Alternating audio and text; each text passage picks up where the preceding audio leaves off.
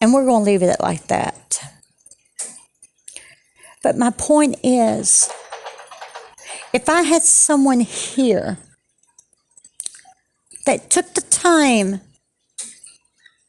to see the signs, and if I had known what the signs were, instead of me finally realizing, wait a minute, this isn't me, then, they could have got me the help I needed instead of me getting the help I needed.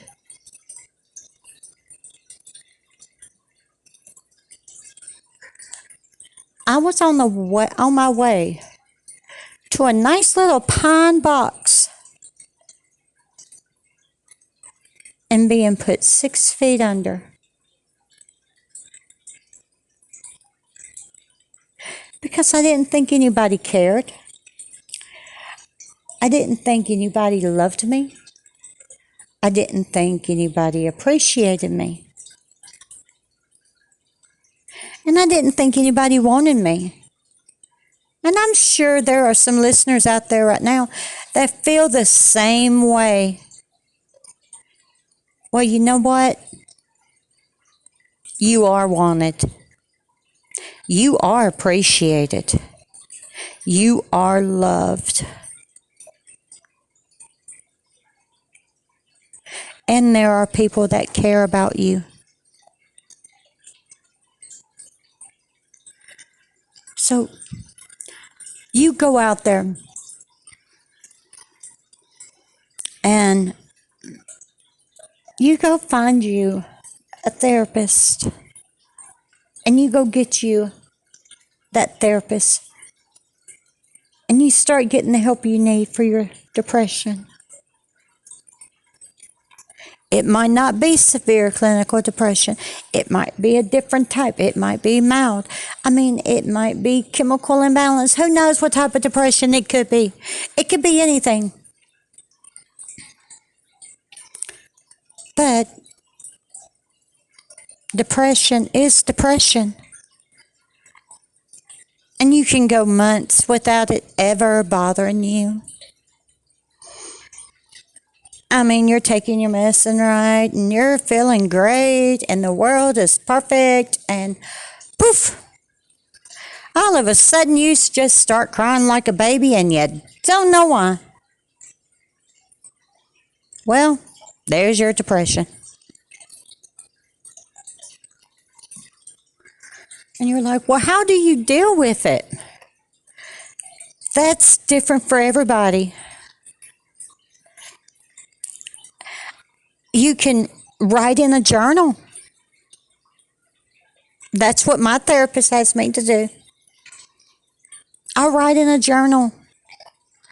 Whenever my depression gets to me, I write in a journal. And I put all my feelings in that journal. And let me tell you, some of those feelings aren't that great. And then I just let it go. And I know that sounds easier said than done.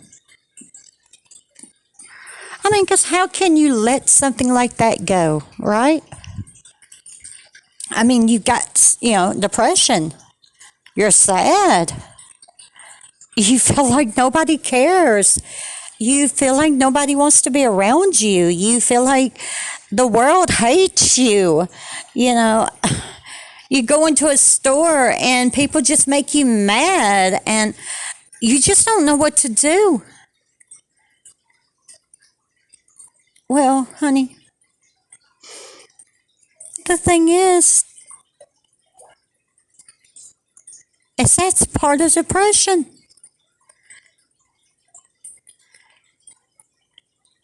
And it's okay to have those feelings. You're allowed to be angry. You're allowed to be mad. You're allowed to be sad. But don't allow it to control your life. Depression can get so bad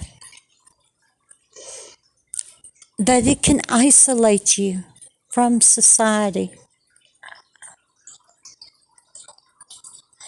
And when I say isolate you, I mean it can keep you from going anywhere. All you want to do is just stay home. Because you know if you get out in society, you're going to get agitated and you are going to want to hurt somebody. So you rather stay at home because, well, at home, you feel safe. And I know some of this is hitting home for some of y'all. The thing is you can't do that. That is not healthy. Not mentally and not physically.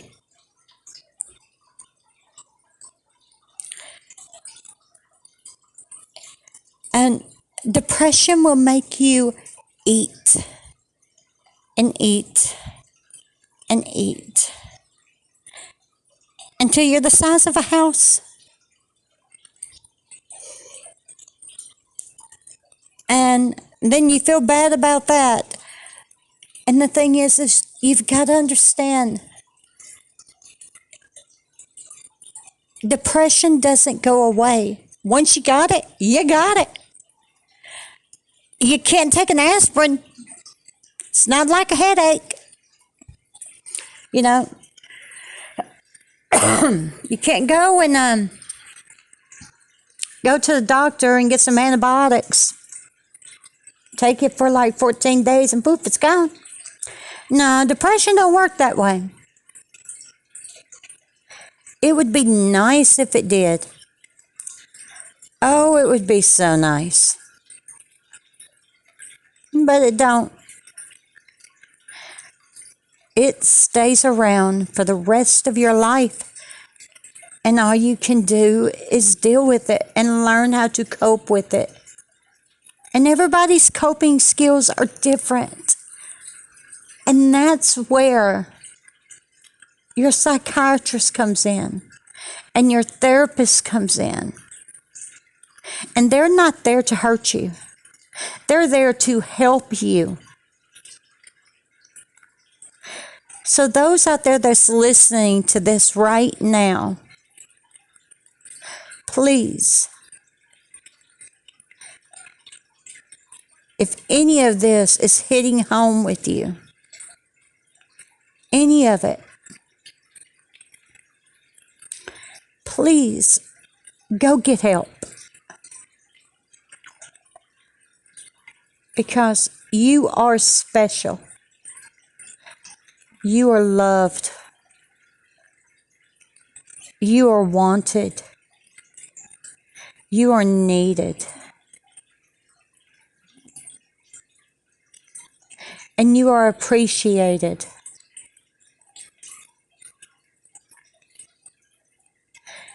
And now I would like to speak to society. Society, listen up. To those who don't suffer from any type of depression whatsoever, you might have a friend who is suffering from depression. Now, you need to understand one thing. Well, really, you need to understand a lot of things. People with depression can hide it better than anything in the world.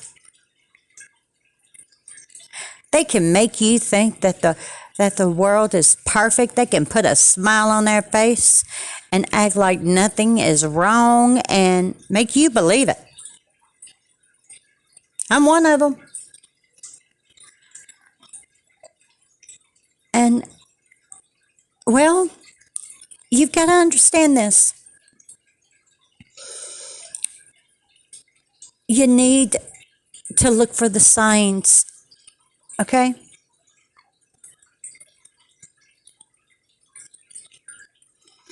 If they start pulling away, yeah, sometimes people need time to themselves. That's one thing. But if they start pulling away for weeks at times, that's not a good sign. And And if they start putting themselves down all the time, that's not a good sign. Yeah. If they get quiet, that's not a good sign. If their habits change, that's not a good sign. You need to stop and you need to look and you need to listen. You need to pay close attention to what these people are saying and how they're saying it. Because I promise you, they're reaching out in some way. And you're not listening. And that's what's sad.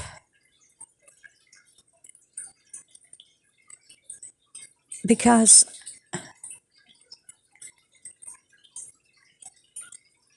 they're not going to say, hey, Jane, guess what? I'm going to go home tonight and take a bottle of pills and kill myself. No, they're not going to tell you that. They're just going to go home and take a bottle of pills and kill themselves. Why? Because people who suffer from severe depression and who are plotting suicide, they're not going to tell anybody. They'll just do it.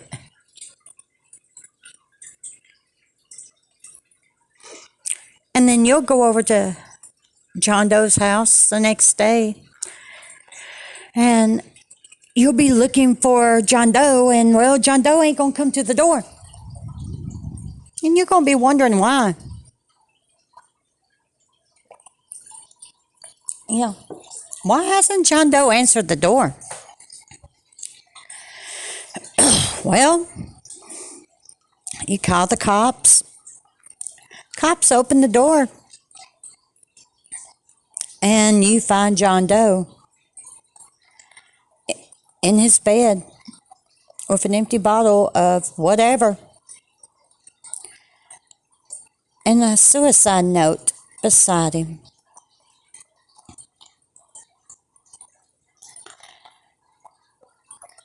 You see,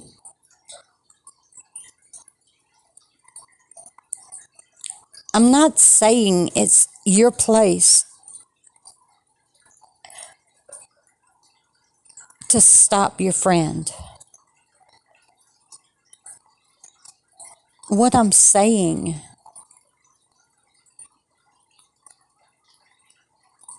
is if you love your friend as much as you do,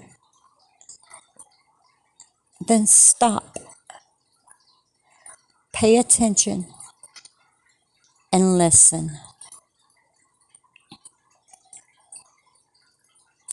Their body gesture will say a lot.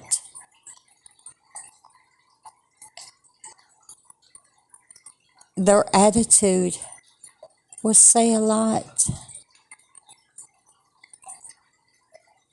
The way they change will say a lot. Sometimes people change for the best. Who knows? Maybe John Doe went and got help. Hey, good for him. That's a blessing. But then again, maybe John Doe didn't.